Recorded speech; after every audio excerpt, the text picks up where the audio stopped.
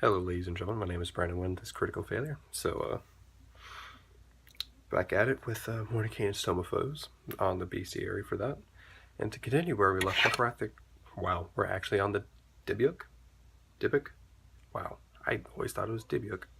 And now I realize that I'm saying it wrong as I say it out loud. I'm dumb. But yeah, this thing is, I never read it until now, and it's actually kind of cool. It's basically like its natural form is a flying jellyfish of sorts, or at least it looks like a jellyfish, and it's translucent. I would say, if anything, it looks ethereal, so that'd be really cool to kind of have that. But here's a picture of an example of a Dybbuk. Oh my god, it's still too bright. Right there. Like, that's an example, like, of a corpse that it's taken over, not the one on the bottom. But yeah, these little chaotic fiend assholes are it's a demon to be exact. They like taking control of corpses and going to loved ones and stuff, and they try to manipulate the person at first, and they just end up starting to terrorize them by making the corpse do things that it normally probably shouldn't do, because it looks like it's alive still, like not like it's undead. So this human-esque humanoid thing, say it's like an NPC that you had already and it's possessed by a Dybbuk. If it approaches a player party, it would just start speaking normally and then just start throwing up like maggots, or just start contorting its arms in random ways, like it says in Mordecai and Stomophos, or it would start sawing off a limb or something like that. Something that would show that it's not actually alive anymore. And I would say that would actually have to be some sort of constitution or wisdom save to not be mortified by this thing. So give it like a DC 15, because it's kind of gross for a low level party, but once you get like higher in level, it's a lower DC more than likely. And I think that'd be really cool, actually. And these things kind of just really are assholes. One second, but they are. It's kind of weird that they would go for a jellyfish look. I can see them being more like a wisp, if anything. I kind of see it being like what you would imagine a soul being, like a will-o-wisp type of appearance. But they attack things and they enjoy terrorizing and killing things, like every demon basically. But so far, they just kind of do that. It's a medium fiend, chaotic evil, naturally. Has an AC of 14. I was going to say armor class.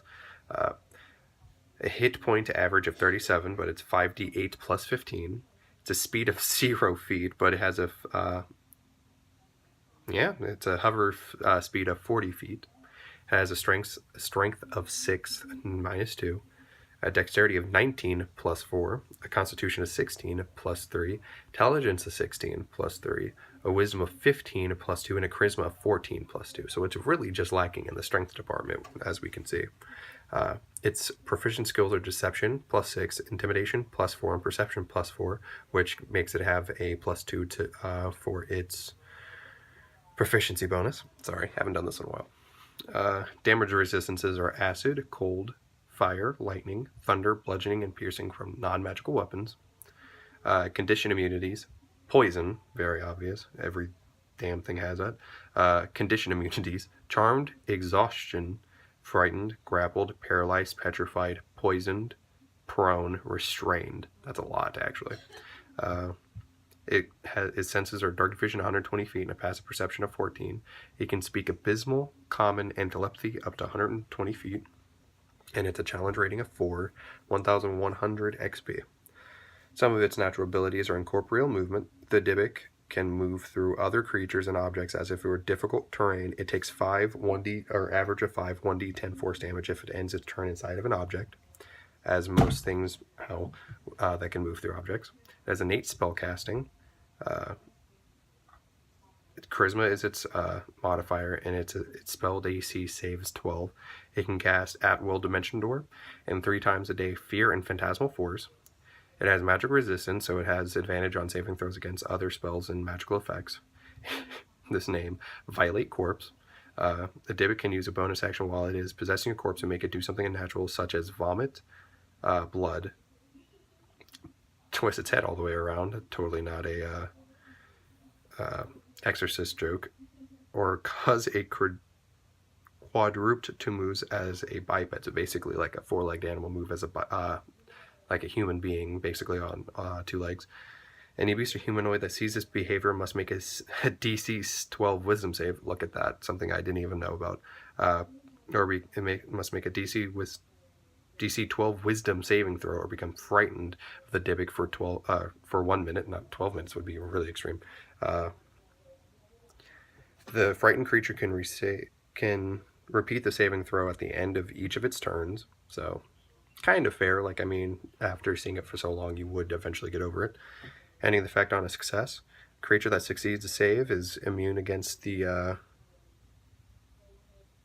it says immune to the Violate Corpse for 24 hours. So that ability specifically.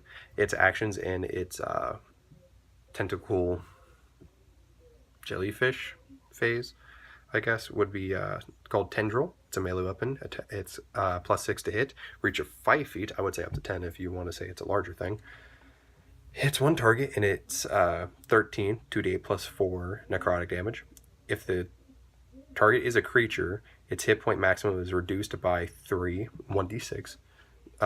It's average 3 and then 1d6. This reduction lasts until the target finishes a short or long rest, so nothing too bad. The target dies if its hit point is reduced to a maximum of 0. That's incredible. I would just start hitting at people with a lot of these. Possessed Corpse. It's a recharge on a die 6 roll of 6. The Dybbuk disappears into an intact corpse it can see within 5 feet. Corpse must be large or smaller, and that of a beast or humanoid. The Dybbuk is now effectively possessed the creature.